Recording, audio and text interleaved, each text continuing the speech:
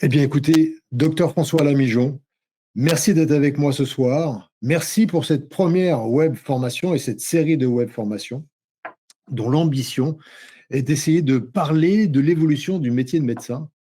Parce qu'en 40 ans, il s'en est passé des choses, hein, docteur. Mais avant ça, juste, je vais vous présenter rapidement, mais on reviendra peut-être dessus. Mais j'ai le plaisir donc d'avoir avec moi docteur François Lamijon, qui est à la fois docteur en physique, et c'est un sujet qui va nous intéresser, puisqu'on va parler notamment de médecine vibratoire ce soir, et aussi docteur en médecine, tout en sachant que vous avez fait votre parcours essentiellement dans l'univers de l'esthétique et également de l'anti-âge. Donc vous avez une vision historique aussi, puisque sur les 20 ou 30 dernières années, il y a eu quand même des évolutions majeures, la société a quand même pas mal changé. Et comment est-ce que vous, d'ailleurs, vous évoluez, vous évaluez cette évolution de la médecine sur ces 40 dernières années? Est-ce que c'était mieux avant? Est-ce que c'était mieux après? L'instant que tout le monde arrive, ça m'intéresse d'avoir votre vision. C'est pas trop mon domaine, ça. Je laisse aux confrères qui travaillent en médecine de soins avec les difficultés qu'ils connaissent aujourd'hui, compte tenu des évolutions de la société et compte tenu de l'état d'esprit et de la mentalité des gens. C'est pas facile. Et c'est vrai que nous, en médecine, entre guillemets, esthétique anti-âge, c'est plus facile, même si on doit avoir des consultations qui sont longues. On a l'avantage que ces consultations longues, qui vont faire le tour de la personnalité des gens, sont bien payées. Voilà. Et on peut aller engager des processus de discussion. Une consultation, moi, initiale, c'est 1 heure, mais elle est à 100 euros. À 100 euros, bien sûr, si les personnes signent un devis de 3 000 euros de soins lourds, on intégrera ces 100 euros. Mais on ne perd pas notre temps si les gens ne reviennent pas. On en reparlera éventuellement de la mise en place de cette prise en charge. Mais ce qui est certain, c'est que la société a changé sur ces 40 dernières années. Et cette série de web formations, elle est vraiment faite et construite pour essayer de mettre la lumière, sans jeu de mots, puisqu'on va en parler un petit peu ce soir, sur l'évolution du métier du médecin. Et le médecin qui pouvait être assez limité dans une prise en charge de la maladie, de la thérapie, aujourd'hui, on s'aperçoit que son rôle peut avoir un intérêt d'une façon un peu plus globale, tout en sachant que aujourd'hui, l'intelligence artificielle va changer beaucoup de choses sur cette médecine, entre guillemets, traditionnelle. Et d'ailleurs, les pays anglo-saxons, j'invite à tous ceux qui vont regarder cette web formation, acheter un œil sur Babylon Health, par exemple. Alors, ils sont absents sur les pays francophones, mais aujourd'hui, sur les pays anglo-saxons, le médecin va, dans certains actes de base, être plus ou moins remplacé par l'intelligence artificielle. Alors, bien ou pas, je ne suis pas là du tout pour critiquer. Ce qui est sûr, c'est que c'est une évolution sur laquelle on va avoir du mal à aller contre. Donc, tout ça pour dire que le métier du médecin, il est en train d'évoluer et qu'au sein de Sésame, puisque moi je suis Christian Tomaso, je suis le président de la société Sésame, et on est connu pour nos formations en médecine esthétique et anti-âge. On est aussi connu pour ce travail d'accompagnement des médecins dans le cadre de leur diversification avec une notion de technologie sur laquelle vous êtes intervenu sur cette notion de R&D. Et on s'aperçoit que le métier de médecin est en train d'évoluer avec une prise en charge qui peut dépasser complètement le cadre de la maladie et dans lequel on va pouvoir intégrer des notions de bien-être, d'esthétique, voire d'anti-âge. Et d'ailleurs, on s'aperçoit que les frontières commencent à être franchement extrêmement tenues, en sachant que des fois, un bien-être ou plutôt un mal-être va entraîner un problème de maladie ou de prise en charge qui sont un petit peu plus lourdes. Donc on voit bien que ces frontières sont en train de s'affranchir et on commence à voir que le périmètre du médecin peut être beaucoup plus large que simplement l'acte thérapeutique qu'il connaît par cœur. Alors, j'ai juste défloré cette notion de territoire qui va évoluer. Le sujet de ce soir, c'est plus particulièrement de parler de la médecine anti-âge. Alors, la médecine anti-âge, docteur, aujourd'hui, tout le monde en parle. On en parle d'une façon scientifique, on en parle d'une façon médicale, on en parle aussi d'une façon commerciale. Donc, ça m'intéresse d'avoir votre avis sur aujourd'hui, comment est-ce qu'on peut définir la médecine anti-âge? D'abord, personne ne peut rajeunir. Voilà, on n'est pas à Lourdes et je crois qu'il faut être cohérent. Quand on dit anti-âge, le sujet, le terme peut choquer. En réalité, si on a fait évoluer la médecine esthétique qui était autrefois, et qui est toujours le cas d'ailleurs, des techniques localisées pour traiter une ride, pour enlever une tache, pour gonfler quelque chose, pour avoir un effet tenseur, jusqu'à la chirurgie esthétique, en passant par la chirurgie plastique, la médecine plastique, qui consiste éventuellement à augmenter, qui est légitime, hein, augmenter, par exemple, on a une agénésie de la lèvre inférieure, on la gonfle pour qu'elle ressemble à la lèvre supérieure. On a une femme qui n'a pas de poitrine du tout, eh bien, elle met des prothèses, c'est la chirurgie plastique. Et tout ça, c'est parfaitement légitime. On n'en est plus là. On a complètement évolué ça avec ce qu'on appelle la médecine anti-âge. C'est quoi la médecine anti-âge? C'est en réalité tenter de ce que l'âge physiologique soit inférieur à l'âge réel. Avoir 50 ans et en montrer 45 ou 40, c'est évidemment parfait pour la personne qui est concernée. Ça, c'est la première chose. La deuxième chose, donc ça va prendre évidemment dans ces techniques-là des technologies de soins pour la peau, pour la qualité de peau et la présentation. Mais pas seulement. Ça va aussi passer par une silhouette dynamique, une silhouette tonique, lutter contre l'obésité, lutter contre éventuellement des troubles du comportement alimentaire. Tout ça, c'est ce qu'on appelle la médecine anti-âge, c'est-à-dire c'est global. Et sa finalité, c'est que aussi, si la personne est mieux dans son corps, mieux dans sa peau, elle sera mieux dans sa tête. Baisse du stress, baisse des mécanismes qui sont des facteurs d'aggravation ou de déclenchement des pathologies, en particulier cancéreuses. Et ça, tous les médecins qui m'écoutent le savent très, très bien. Donc, cette médecine-là, elle a besoin de temps. Elle a besoin d'argent, bien entendu, parce que je vous dis, une consultation d'1 heure, ça ne veut pas être payé 25 €. Donc, effectivement, il y a une prise en charge globale, mais n'importe quel praticien formé de manière assez simple et assez je dirais, aux techniques modernes, délégables pour la plupart, peut engager un processus là-dessus sans aucune difficulté. Alors, vous avez abordé la demande qui est en train de se structurer, à la fois sur alors, pas forcément rajeunir, parce que bien évidemment, on est bien d'accord qu'on ne peut pas rajeunir. On peut simplement lutter contre les effets du temps et être la meilleure version d'elle-même.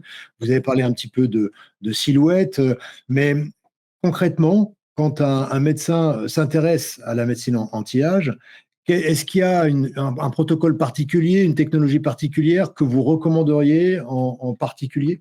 Alors, nous, on a défini 3 niveaux d'intervention. Le niveau 3, la chirurgie, les actes lourds, j'en parle pas. Le niveau 1, ce sont des techniques qui sont des techniques non invasives et quasiment sans effet secondaire. Elles sont soft, elles sont douces. Il y a 2 mécanismes de niveau 1, l'induction tissulaire et la thermique douce. Alors, l'induction tissulaire, c'est quoi?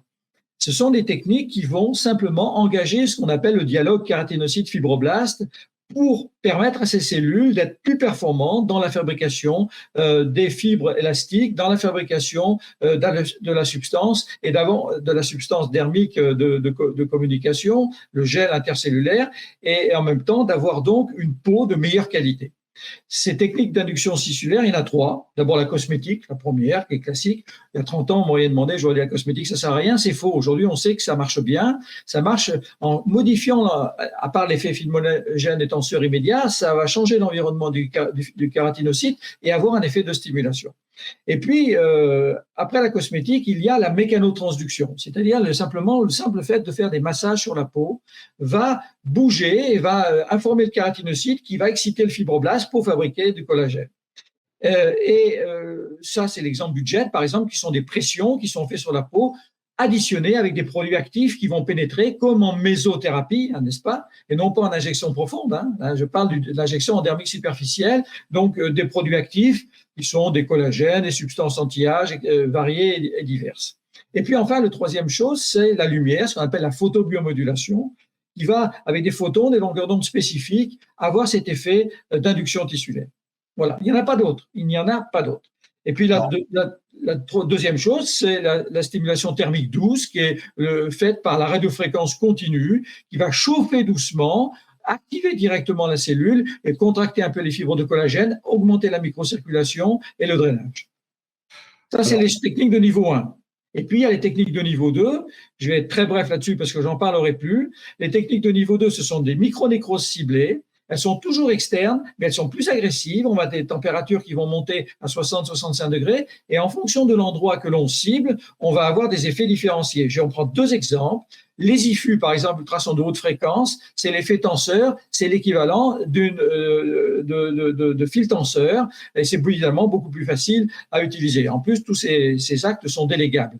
La deuxième technique que je vais citer, c'est la radiofréquence fractionnée, dont la fonction est essentielle, c'est la réparation des lésions cutanées liées à des traumatismes, en particulier les séquelles d'acné, grade 3, grade 4, qui vont en 2-3 séances de radiofréquence fractionnée pouvoir être guéries. Donc, ces techniques-là sont praticables par le médecin, mais aussi délégables parce qu'elles sont toujours externes, même si leur action est interne. Ça, c'est ce que j'appelle le niveau 2 parce qu'elles sont un petit peu plus agressives, on en fait moins, on en fait une tous les mois, 2, 3, et c'est évidemment différent des techniques de niveau 1 qui sont que de la stimulation. Là, il y a un petit effet destructeur réparateur. Je comprends bien. Alors, quand on a préparé cette web formation, on s'est mis un peu dans la peau d'un de vos confrères qui s'intéresse sur la médecine anti-âge d'une façon un petit peu globale. Il voit bien qu'il y a une demande de ses patientes ou patients d'ailleurs, parce que c'est de plus en plus aussi recherché chez les hommes, qui se met en place au sein du cabinet. Et on s'est interrogé sur comment est-ce qu'il pouvait éventuellement démarrer ou prendre en charge. Et vous m'avez dit, la photobiomodulation est un sujet qui peut être particulièrement intéressant. Est-ce que, alors vous en avez parlé en parlant de LED, mais pour ceux qui ne connaissent pas ce pouvoir de la lumière et ce pouvoir de la médecine vibratoire, est-ce que vous pourriez expliquer un peu ce qu'est le LED? Alors, on a un dispositif sur lequel vous avez beaucoup travaillé, qui est juste derrière moi, que vous voyez, qui est le Regulite XP, mais en quelques mots, en quoi les LED, la photomodulation peut avoir un intérêt quand on parle de médecine anti-âge ou quand on parle de médecine? On a combien là? On a la journée entière, la nuit, on en a pour 2 jours, parce que c'est tellement fabuleux, c'est compliqué. Je vais essayer de le synthétiser le plus. Aujourd'hui, nous avons franchi des étapes. Il faut savoir que tous les centres de cancérologie aujourd'hui s'équipent d'appareils de photomodulation pour réparer les radiomucites et les radioépithélites. Donc, de plus en plus, dans tous les domaines, de toutes les spécialités, le nombre de chirurgiens plastiques aujourd'hui, tu opères, tu fais une cicatrice, tu sais très bien que tu vas engager un processus cicatriciel que tu ne maîtrises pas. Grâce à la photobiomodulation, ces mécanismes sont régulés. Alors, de quoi parlons-nous? Il s'agit de photons de faible énergie globalement. Si on prend par exemple un laser, si je prends un laser d'ophtalmo par exemple, vous allez envoyer de 100 millijoules à 1 joule par exemple en une femtoseconde, c'est-à-dire que vous allez envoyer une énergie en 10 moins 15 secondes. Là, vous allez envoyer 20 joules en 15 minutes. C'est la durée moyenne de 15-20 minutes. Donc, c'est une douce énergie, d'accord, dont la pénétration va être dépendante de la couleur, donc de la longueur d'onde. Okay. Le bleu, on va rester en surface, c'est directement lié à la destruction de la bactérie P. acnes pour l'acné et puis assécher les peaux grasses. Le vert va agir comme get control et comme régulateur de la mélanocytose pour ce qui est des couleurs. Pour le get control, c'est la couleur de la douleur. Ensuite, le jaune est un effet tenseur, hydratant et anti-édémateux. Le rouge est l'anti-inflammatoire et l'infrarouge est le réparateur en fonction de l'ADN. Ça, c'est absolument capital et c'est absolument validé dans le monde entier aujourd'hui. Il faut savoir que il existe aujourd'hui plus de 5000 références validées dans le monde. Aujourd'hui, la WALT, l'Association mondiale de photobiomodulation, qui est présidée par le professeur Ben Sadoun à Nice, qui est un cancérologue, radiothérapeute, la WALT a donné ses propres définitions. Il y a eu le congrès il y a 1 an à Nice. De toutes les spécialités, il y avait énormément de médecins du monde entier, donc beaucoup de gens s'intéressent à cette technique-là et s'en servent dans leur pratique médicale. L'avantage de cette technique-là, c'est 0 danger, 0 risque et 0 effet secondaire. C'est 100% déjà pour en bénéficier. Donc, toutes les spécialités, tous les domaines. Alors, ça va bien sûr de l'esthétique à la dermatologie atopique, en passant bien sûr par les douleurs, par le get control, je l'ai expliqué, les actions anti-inflammatoires. On a 2 processus qui bloquent l'inflammation. Lorsque le processus s'engage d'une inflammation, elle est nécessaire. Mais si elle va trop loin en matière de cicatrisation, c'est là qu'on peut avoir une kéloïde. Eh bien, on va bloquer ce processus réparateur au moment où il est suffisamment performant. Alors, comment ça fonctionne? Vous voulez que je vous explique comment ça fonctionne au sein de la cellule? Oui. Alors, en fait, il y a le fonctionnement de la cellule et ce qui sera intéressant, c'est puisque quand on parle de médecine anti-âge, il y a 2 sujets qui reviennent assez régulièrement, qui sont complémentaires ou qui peuvent s'opposer même. D'un côté, vous avez la notion d'esthétique, donc ce qui peut être intéressant, c'est d'expliquer pourquoi. Est-ce que, alors, vous parlez du dialogue kératinocyte, ça peut être intéressant de revenir sur cette notion-là, en quoi la lumière va avoir un intérêt. Et puis, il y a quand même un élément que vous venez de glisser, c'est sur la notion de douleur. C'est-à-dire qu'on s'aperçoit dans ces cas-là que le Régulite XP peut avoir un intérêt aussi sur quelque chose qui n'est pas esthétique là, puisque la douleur, on n'est pas dans le domaine de l'esthétique, on peut être dans le domaine de l'anti-âge en revanche, parce que malheureusement, quand on vieillit, il peut y avoir des douleurs. Donc, ce qui m'intéresse, c'est on revienne sur cette notion de comment ça fonctionne, et peut-être avec un focus sur ces deux thèmes. Alors, les cibles, ce sont quoi? Ce sont des cytochromes, c'est la chaîne mitochondriale, vous savez, la respiration qui fabrique l'ATP, donc l'énergie de la cellule, avec des mécanismes biochimiques. Je ne vais pas rentrer dans les détails, c'est un peu compliqué, le monoxyde d'azote et puis les ROS. Hein. Il faut bien comprendre qu'une cellule, ça naît, ça vit, ça meurt. Comment je définis, moi, la photobiomodulation? C'est le meilleur ratio apoptose-mitose.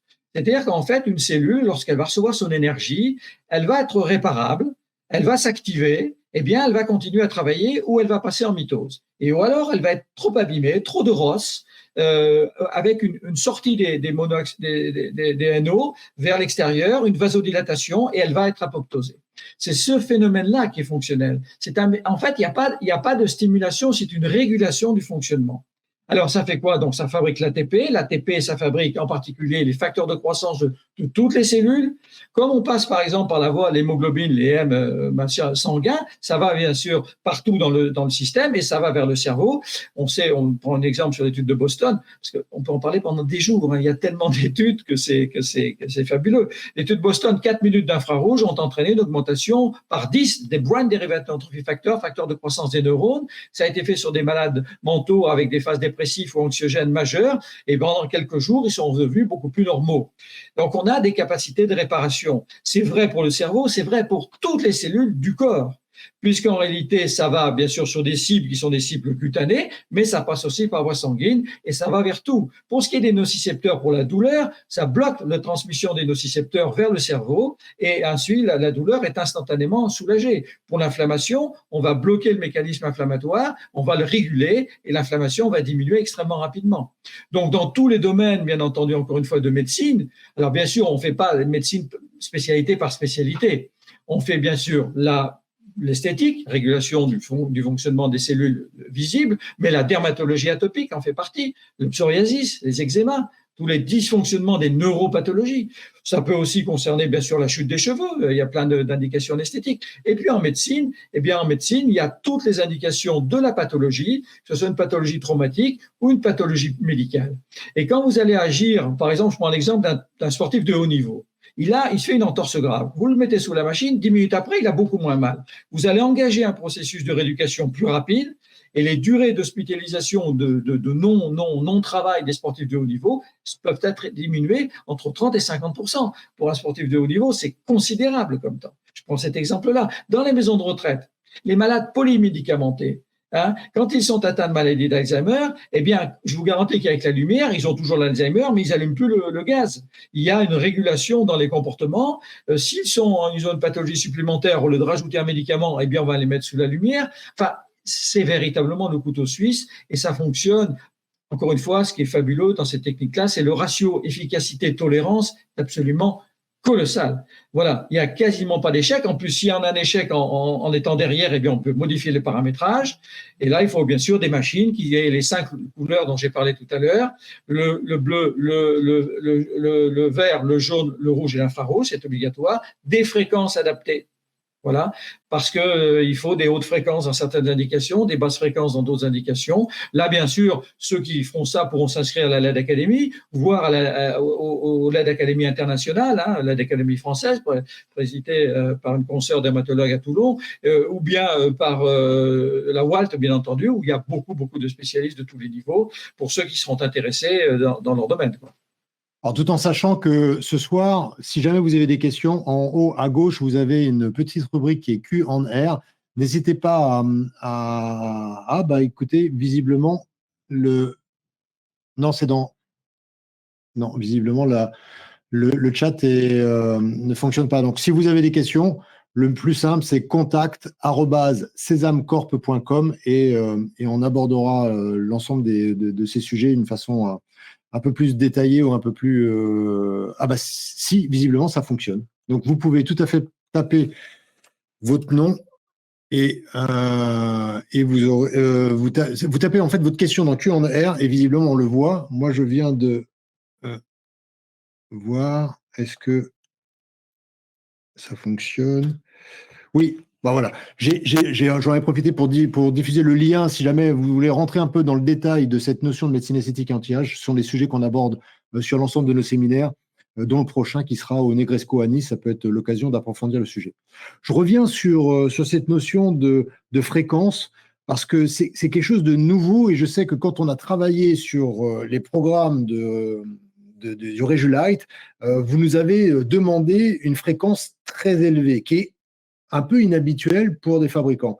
Donc, est-ce que vous pourriez nous expliquer en quoi la notion de fréquence peut avoir un intérêt et pourquoi est-ce que c'est important d'avoir un dispositif avec une fréquence élevée? Alors, je ne vais pas vous faire plaisir, Monsieur le Président, mais là, il n'y a pas d'accord sur les fréquences. Toutes les études qui ont été faites sur les fréquences, il y a beaucoup de désaccords. Il n'y a pas eu d'études véritablement faites. Pourquoi est-ce que moi, j'ai ma propre, c'est en fonction de mon expérience, de la science, parce qu'en réalité, dans le time on, time off, lorsque vous êtes en fréquence élevée, vous avez une réponse atomique. Parce que comment ça fonctionne à l'intérieur de l'atome, hein? Les photons vont arriver, ils vont exciter l'atome et vous allez avoir un effet en matière quantique, vous allez avoir une réponse extrêmement rapide d'excitation. La réponse biochimique au niveau de l'ATP, c'est en millisecondes, ça va extrêmement vite. Hein, voilà. Et ensuite, la réponse cellulaire, elle va être apoptose, mitose, régulation des protéines inflammatoires, stimulation des facteurs de croissance et reprogrammation de l'ADN. On est en quelques minutes. Ça va extrêmement vite, ça. Hein. Et puis ensuite, si vous êtes en train de traiter des vergetures, bah évidemment, il faudra le temps que le tissu se refasse, hein, et que vous arriviez à réparer tout ça. Donc effectivement, les choses sont assez peu définies. On voit d'ailleurs des fabricants qui proposent un peu l'inverse de ce que je propose moi. Je ne dis pas que ça marche pas.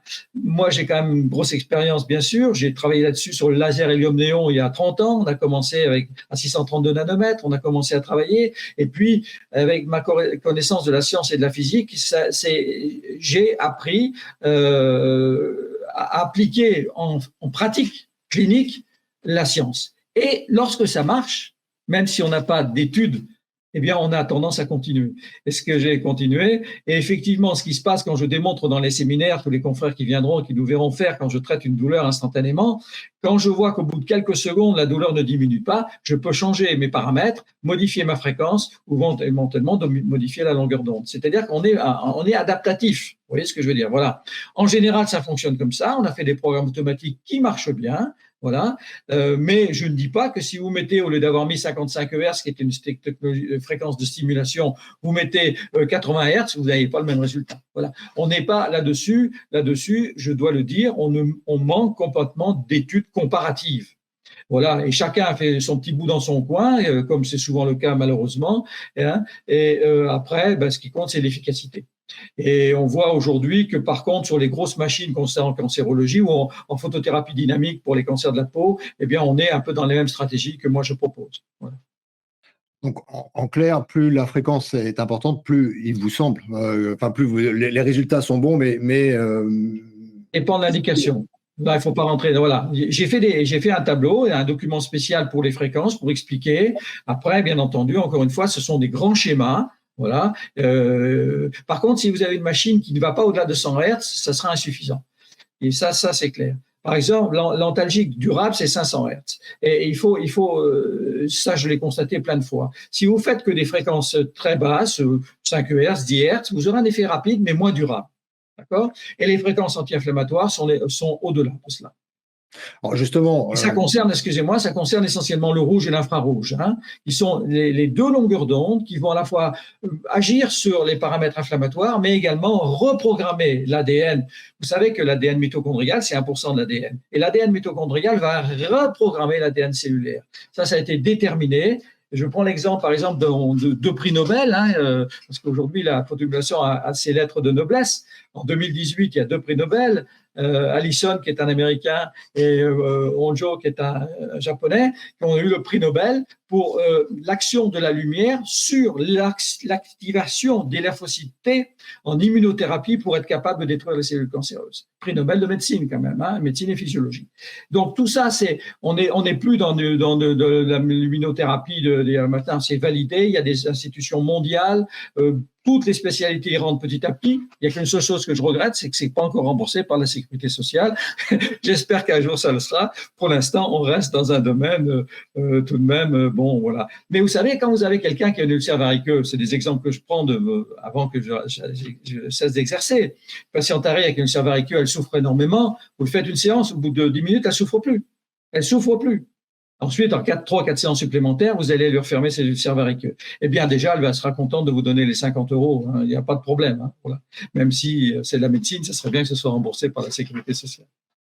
Alors là, on a parlé un petit peu des fréquences et vous disiez qu'il y a en dessous de 100 Hertz, fallait pas prendre et que plus vraisemblablement, quand on veut traiter la douleur, on est plutôt au-dessus de 500 Hertz. Mais néanmoins, il y a aussi d'autres paramètres comme la puissance. Est-ce que sur les dispositifs de nouvelle génération, notamment le Réjoulight, vous avez la possibilité de délivrer un certain nombre de joules. En quoi et comment est-ce qu'on détermine la puissance nécessaire au résultat? La photobiomodulation, c'est pas comme les lasers. Les lasers, ce sont des irradiances. Ce sont des doses d'énergie très fortes dans des temps très courts. D'accord? Ça s'appelle une irradiance, des joules par centimètre carré. Je rappelle pour tous les confrères qu'un joule, c'est une énergie, une machine de 1 watt fabrique une énergie de 1 joule en 1 seconde. Voilà. En matière de photomodulation, comme on est dans des choses douces, on ne parle pas d'irradiance, on parle de dose. C'est la quantité de joules qui sont délivrées dans un temps donné. Alors, on peut prendre des machines extrêmement puissantes et avoir, mettons, 50 joules, puisque la délivrance des joules en esthétique, c'est 30-40 joules, et en médecine, ça va à 60-70 joules. D'accord? On peut prendre des machines qui vont délivrer 50 joules en 5 minutes. Il y a des machines qui existent. Par contre, il faut que vous sachiez qu'en physique, toute la transformation d'énergie qui n'est pas faite en photons est faite en chaleur. Et en chaleur, ça diminue l'activité du photon. Donc, il faudra mettre des évacuations de ventilateurs qu'on met un peu partout, mais plus gros, et la machine coûtera encore plus cher.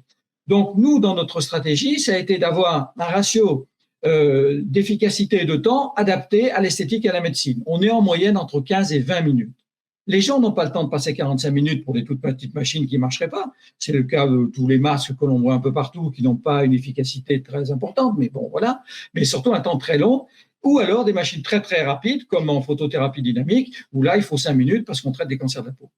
Et les machines sont très chères, ça vaut 80 000 €, je ne vois pas l'intérêt. Donc, nous, on a calculé un ratio entre les deux pour avoir un temps adapté et une dose qui, elle, correspond, je vous dis encore une fois, en anti-âge, on est entre 30 et 50 joules, et en médecine, on est entre 50 et 80 joules. D'accord. Donc, il y a la notion de longueur d'onde qui donc donne une couleur, il y a une notion de fréquence et il y a une notion de délivrabilité de joules. D'énergie, de quantité d'énergie délivrée. Et tout ça, en fait, est orchestré sous forme de programmes, soit un programme expert où là, vos confrères peuvent décider du choix de ce qu'ils vont faire sur l'ensemble de ces 3 paramètres, mais vous avez aussi réfléchi à des programmes. On a évolué sur ces programmes, puisque auparavant, on avait parfois des effets un peu stroboscopiques ou des changements de lumière. Aujourd'hui, vous êtes revenu sur d'autres sujets. En quelques mots, en quoi les programmes facilitent la vie des praticiens? En tant que physicien, je ne peux pas accepter qu'on envoie des photons de longueurs d'onde différentes en même temps. Parce que s'ils sont en opposition de phase, il n'y aura aucune efficacité. Donc, ce que l'on fait, c'est qu'on va cibler le chromophore. Si, par exemple, je veux traiter une peau grasse ou une acné, je vais prendre le bleu et je vais envoyer du bleu. Voilà, on est clair. Après, si je veux traiter également dans le même temps, parce que l'indication le propose, etc., sur une peau un petit peu plus abîmée, eh bien, je vais faire du bleu, puis ensuite, je vais faire du jaune, c'est-à-dire que je vais descendre en dessous. Je ne vais pas commencer par le bas pour aller vers le haut. Ça n'a aucun sens. Il faut savoir que les photons, il y a des photons qui sont réfléchis, il y a des photons réfractés selon les lois de Snell-Descartes, il y a des photons balistiques qui traversent l'ensemble du corps, il y a des photons qui sont absorbés et réémis. Et quand vous allez réémettre des photons qui étaient en bleu, puis qui sont absorbés, puis qui sont réémis dans une autre longueur d'onde en rouge, c'est peut-être plus la peine d'envoyer du rouge. Donc tout ça, c'est calculé par rapport à des notions de science et par rapport à un objectif clinique, par rapport à une demande. Et je crois que on a 21 programmes dans le Réjoulight XP, des programmes de médecine généraux, de médecine, anti-inflammatoire, antalgique. On rentre pas dans les détails de la pathologie, hein. Voilà, encore une fois, ça ne veut pas dire qu'il ne faut pas traiter la pathologie. On est dans une symptomatologie qui va être additionnelle, mais qui va être efficace. On est encore avec du tube gras pour traiter les ulcères variqueux. Je suis absolument désolé. 100%. Moi, quand j'ai fait l'étude en 88, on fermait pratiquement 100% des ulcères variqueux traités. Voilà. Il faut. Et puis aujourd'hui, les angiologues qui le font sont convaincus de l'efficacité de ça et il n'y a plus aucun problème. Hein. Voilà, ça fait partie des technologies qui seront utilisées à 100% demain. Alors, je rebondis par rapport à cette notion d'ulcère variqueux, mais est-ce qu'il y a des contre-indications particulières? Est-ce qu'il y a des problèmes ou des dermatoses qui excluent l'utilisation de la LED sur lesquels il faut être prudent? Non. La seule contre-indication, c'est l'épilepsie parce que, évidemment, malgré les protections que l'on met sur la vue, il peut y avoir une excitation et pourrait éventuellement déclencher une épilepsie. Voilà, ça c'est marqué. Les femmes enceintes, parce qu'une femme enceinte, c'est médico-légal, même s'il n'y a évidemment pas de risque. Encore une fois, demain, je pense que non seulement on traitera les conséquences des radiothérapies, mais on traitera certains cancers avec cette technique-là. Voilà, il n'y a pas d'autres. Les allergies à la lumière, moi, je ne sais pas que ça existe. Il n'y a pas de contre-indication. C'est vraiment, justement, une des rares techniques où il y a zéro contre-indication. Qui n'est pas le cas des techniques thermiques. Hein. Les techniques avec des radiofréquences ont beaucoup de contre-indications parce que c'est des champs électromagnétiques. Là, ce sont que des photons de faible intensité qui sont ciblés à des endroits particuliers. Voilà. Alors, dans le cadre de la mise en place dans un cabinet… Non, excuse-moi, oui, j'oublie de dire qu'il n'y a pas l'ultraviolet. Hein. Nous sommes dans la longueur visible. Hein. Ce qui est dangereux, c'est sur les ultraviolets, c'est la radiation ionisante, et puis bien sûr, tout ce qui est infrarouge long. Là, le maximum d'infrarouge que l'on a, c'est de l'infrarouge court, on est à 800 nanomètres. Hein. Donc, on a évidemment, c'est le spectre visible, donc c'est zéro contre-indication, zéro risque de cancer ou de pathologie, au contraire. OK. Alors, dans le cadre de la mise en place dans un cabinet, est-ce que il y a une formation qu'on connaît bien chez nous puisque c'est notre expertise, donc elle est relativement réduite, mais vous confirmez que c'est un acte qui est 100% délégable et qui est extrêmement facile à mettre en place? C'est 100% délégable, bien entendu. Il y a des programmes automatiques. Ensuite, j'ai fait des mock experts. Je reçois régulièrement, puisque c'est mon travail, de demandes de confrères. Il y a pas plus tard aujourd'hui, j'en ai reçu 2, de demandes de programmes en me disant, voilà, il y a telle et telle indication. Est-ce que je peux faire ça? Est-ce que je peux faire ça? Donc là, je réponds instantanément pour aider les confrères.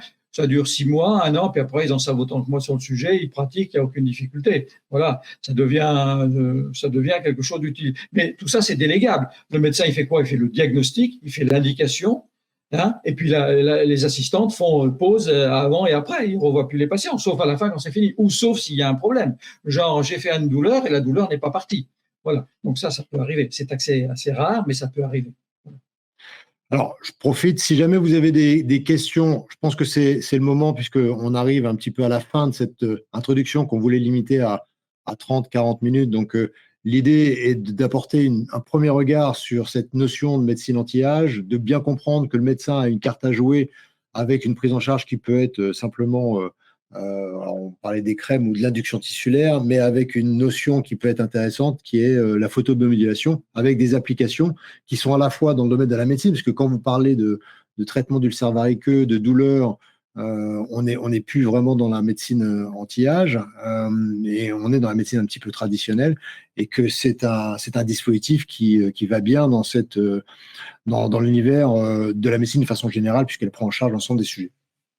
Alors, on aborde l'ensemble. Il y a un sujet très important qu'il faut aussi additionnel. Il faut bien comprendre que les mécanismes tissulaires, la réception de ce que l'on fait dans les tissus, va être fonction d'un certain nombre de paramètres. La lumière, qu'est-ce qu'elle va faire? Si vous faites un acte lourd, en esthétique, si vous êtes médecin esthétique ou si vous voulez faire des peelings ou si vous voulez faire des injections lourdes, eh bien, vous allez créer une inflammation. Qu'est-ce qu'elle va faire, la lumière? Elle va réguler cette inflammation et vous aurez un gain de récupération cutanée dans le temps et dans la quantité de manière extrêmement rapide. Ça, c'est le premier point. Donc, elle va limiter les effets secondaires. Je parlais des chirurgiens plasticiens tout à l'heure avec les cicatrices. C'est vrai que pour les plasticiens, mais c'est pas vrai que pour tout le monde. Hein. Voilà. Deuxième chose, elle va amplifier les effets d'une autre technique. C'est-à-dire que vous allez avoir un effet de stimulation d'induction tissulaire douce. Eh bien, elle va augmenter parce qu'elle va agir sur un autre paramètre. Et ça, c'est la particularité, si vous voulez, de cette technique-là. Elle limite les effets négatifs, elle augmente les effets positifs. Donc, on est dans une stratégie. Et ça, quand on comprend ça, c'est qu'on comprend tout le mécanisme du fonctionnement de la photobiomodulation. Et les régulateurs dans le sens négatif, destruction si c'est nécessaire, et régulateurs dans le sens positif, augmentation de l'efficacité à chaque fois. Est-ce qu'il y a des limites à l'utilisation de la lumière? Ou au contraire, est-ce que vous pensez on va s'en servir de plus en plus? Mais il y a 100% des cabinets qui s'en serviront. Aujourd'hui, je peux vous dire que tous les confrères, quelle que soit leur spécialité, qui font de la lumière, il est hors de question. Moi, j'ai un copain qui est chirurgien maxillofacial, cancérologue, il m'a dit, tu m'enlèves mes machines, j'arrête d'opérer. Il est certain que quand on voit, et nous, chaque fois qu'on avait un patient qui sortait d'un bloc opératoire, pour une technique quelle qu'elle soit, même une simple liposuction, eh bien, on mettait la machine dessous, on limitait la douleur, on limitait l'inflammation, on réparait ça, on fait une séance instantanément, on les revoit 24 heures ou 48 heures après, on en fait une deuxième, et puis c'est parti, il n'y a plus de problème. Voilà, c'est véritablement un confort à la fois pour nous et pour le patient. Bien entendu, quand c'est un acte lourd, c'est intégré sur le plan financier. Sinon, après, on peut traiter que les vergetures, par exemple, voilà, avec des très bons résultats. Il y a pas mal d'études là-dessus. On peut traiter. Alors, je prends les séquelles d'acné, par exemple. On va améliorer un petit peu les séquelles d'acné, mais très modérément. Ce sont des dépressions. Bien entendu, il va falloir aller plus profond pour créer une réparation tissulaire. Voilà. Donc, on est dans de l'anti-âge de niveau 1. On n'est pas invasif. L'avantage, évidemment, c'est que c'est pas douloureux, zéro danger, encore une fois. On en fait 1 ou 2 par semaine jusqu'à obtenir du résultat. Ça dépend de la pathologie, ça dépend si c'est de l'esthétique, la dermatologie atopique. Quand c'est pas un psoriasis, vous avez une poussée de psoriasis, vous traitez 2, 3, 4 séances, la poussée s'en va. Vous attendez la prochaine poussée. Quand vous avez traité une migraine, vous traitez la migraine. À la fin de la séance de la migraine, elle a plus mal, la personne. OK. Vous lui dites, madame, vous rentrez chez vous, quand la migraine revient, vous revenez, je fais la séance instantanément. Là, il faut être assez disponible. Eh bien, on s'aperçoit que l'intensité des crises et l'intensité diminue et la fréquence augmente. Ça, c'est classique. Si par contre, il reste un peu de douleur, on fait un rappel 24 ou 48 heures après. Voilà. Et c'est vrai pour tous ces processus sont parfaitement validés et fonctionnels à chaque fois. Parfait, écoute, je crois que ce sera un peu la conclusion de cette première web formation. N'hésitez pas à revenir vers nous avec éventuellement des questions sur contact@sesamcorp.com. Ce dispositif, vous le verrez d'ailleurs sur le congrès que nous organisons au Negresco. Vous avez le lien qui est juste en haut. Et si jamais vous voulez la prochaine date de formation, n'hésitez pas à rester en contact avec nous sur contact@sesamcorp.com. Et puis, d'une façon régulière, regardez vos mails puisqu'on va essayer d'aborder différents sujets. Donc là, aujourd'hui, on était un peu plus orienté sur la partie anti-âge et on voit bien que la photobiomodulation a un intérêt qui est majeur sur un ensemble de sujets dont l'anti-âge fait partie. Mais merci d'ailleurs de cette introduction. Alors, je sais qu'en séminaire, vous rentrez un petit peu plus dans le détail, donc c'est aussi assez passionnant. Et puis, surtout, vous le faites découvrir en vrai, en live. Je suis toujours témoin de douleurs qui s'échappent, de migraines qui disparaissent, d'entorses qui se solvent. Enfin, c'est toujours assez étonnant d'être témoin. C'est vrai que, bon, je m'excuse, parce que c'est peut-être parce que je suis vieux que je dis ça, mais quand je vois les confrères qui sont là, mais c'est pas possible que ça fonctionne comme ça, mais je dis si, c'est possible que ça fonctionne comme ça. Et c'est à chaque fois pareil, c'est passionnant. Bon, voilà. Revenez nous voir ou venez nous voir sur le prochain séminaire et on vous retire les migraines. Docteur Alain Migeon, merci beaucoup d'être avec nous. Et puis, on se retrouve très, très vite pour une autre formation. Bonne fin de journée. Au revoir. Au revoir à tous. Au revoir.